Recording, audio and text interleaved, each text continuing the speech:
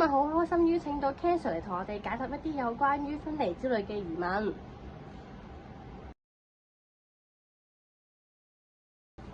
咩係分離焦慮啊？唔知咁多位家長咧，有冇試過同小朋友相處嘅時候，當你哋有機會要分開一個短暫或者更加長嘅時間嘅時候咧，會唔會小朋友咧都會拖住你唔俾你走啊？甚至佢哋會有大哭大鬧、大喊大叫嘅情況咧咁樣。咁但係咧，其實小朋友當喺同一啲最親密嘅人有一個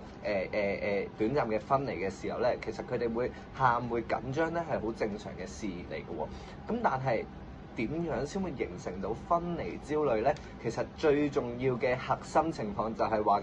緊，如果佢哋同家長見唔到嘅時候，可能佢哋心裏邊咧會形成咗一個壓力，佢覺得再冇可能會見到呢一個人啦。同時間佢哋亦都會唔能夠如常地去完成到佢哋日常嘅任務啦。假設譬如佢哋要返學，譬如佢哋需要去上興趣班嘅時候，佢哋根本上就唔可以喺課堂裏邊繼續進行。反而係佢哋不斷地係會鬧情緒嘅話咧，咁形成到佢哋一個正常日常嘅干擾同壓力嘅時候咧，可能呢啲就會形成咗一個分離焦慮嘅情況啦。普遍嘅小朋友會有咩情況㗎？咁普遍嘅小朋友咧，其實佢哋都會有機會。首先最簡單，大家都會日常好容易見到嘅咧，就係佢哋會不斷喊啦，喊到收唔到聲啦咁樣。咁其實咧，呢一啲只係一個好基本嘅情況。但係及後佢哋喺夜晚瞓覺嘅時候，佢哋有機會會有一啲發噩夢嘅情況啦，而且發噩夢係會有連續性嘅次數㗎喎。咁同時間佢哋發噩夢嘅內容，當家長去問翻小朋友嘅時候，可能好大機會都會係關於一啲分離嘅內容啦咁樣。咁其實咧，呢一啲都有機會係分離焦慮嘅症狀嚟嘅喎。咁同時間咧，喺日常嘅生活裏邊，可能連續性嘅分離係會令到佢哋可能會有一啲嘅手震啊，或者佢哋唔會同外界去接觸，唔會同外界去溝通啊。喺社交技巧亦都形成咗一啲問題嘅時候，其實呢一啲都有機會係分離焦慮嘅一啲嘅症狀嚟㗎。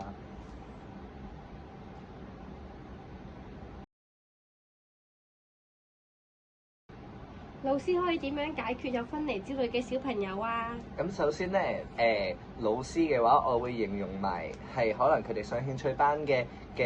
興趣班嘅教練啦，咁樣咁其實咧都有機會會遇到小朋友有分離焦慮嘅情況㗎喎，咁樣咁當小朋友遇到有分離焦慮嘅時候咧，其實我認為作為老師嘅話咧，先可以俾小朋友有一個適應嘅期啦，咁可能會邀請埋家長同佢哋上部分嘅堂啦，咁樣咁去令到小朋友明白到原來喺身處喺同一個陌生嘅空間裏邊，其實都會有一個比較親近嘅人提供到一定嘅安全感俾佢哋嘅咁樣。咁當佢哋之後自己再去返同一個地方去上堂去訓練嘅時候咧，佢哋就會更加對嗰個地方有一個適應嘅感覺啦。咁同時間咧，我認為咧，老師嘅角色非常重要。點解咧？當家長唔能夠喺嗰一段上課嘅期間喺課堂裏邊陪伴到小朋友嘅時候咧，我認為老師咧係會作為有一定嘅陪伴嘅角色啦。如果嗰個小朋友特別係有分離焦慮症嘅時候咧，其實我認為老師係有必要更加有耐性地去處理小朋友嘅情緒嘅，因為永遠我哋去講處理分離焦慮嘅時候，我哋一定要以小朋友嘅感受作為一個首要考慮。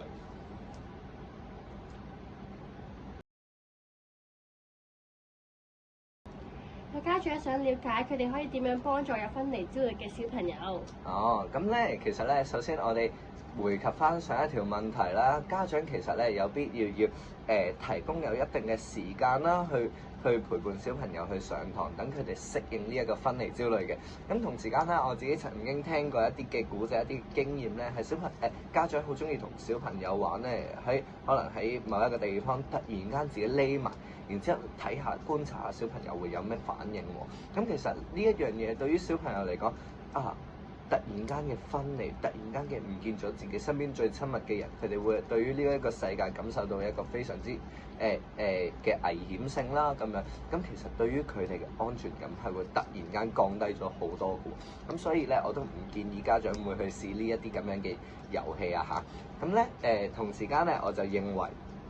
如果家長要處理小朋友喺上課之前嘅分離焦慮嘅話咧，咁我想家長首先地去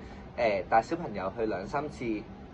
幼稚園嘅門口去觀察下其他小朋友返學嘅情況，然之後同佢哋分享話之後咧就有機會佢哋都會喺呢一間幼稚園去做會返學啦咁樣，咁你哋都會有一個心理嘅準備啊咁樣，係啦咁樣啦。咁同時間咧，當其實我哋入一間幼稚園之前咧，我哋都會有一啲嘅家長會可能聽一啲嘅分享，咁咧家長都可以嘗試去同其他小朋友嘅家長咧去有一個接觸，係啦，一個溝通，咁同希望就可以喺你哋真正上課之前咧，大家可以有見個面啦，食個飯啦，俾小朋友亦都有小朋友之間會有一個多啲嘅接觸同交流。咁當佢哋真正返幼稚園嘅時候，佢哋就可以喺一個陌生嘅環境裏邊，發覺有一啲熟悉嘅面孔，增加佢哋嘅安全感同舒適感啦。今日 K Sir 都為我哋解答咗好多有關於分離焦慮嘅疑問。如果有興趣報讀嘅小朋友，就快啲揾我哋啦！鍾意我哋嘅影片，記住 Like、Share、Subscribe 我哋嘅 YouTube Channel。想緊貼我哋最新嘅資訊同埋優惠，記住留意我哋 Facebook 同埋 Instagram 啦。如果有興趣或者想了解更多嘅小朋友，快啲嚟揾我哋啦！我哋下條片再見，拜拜。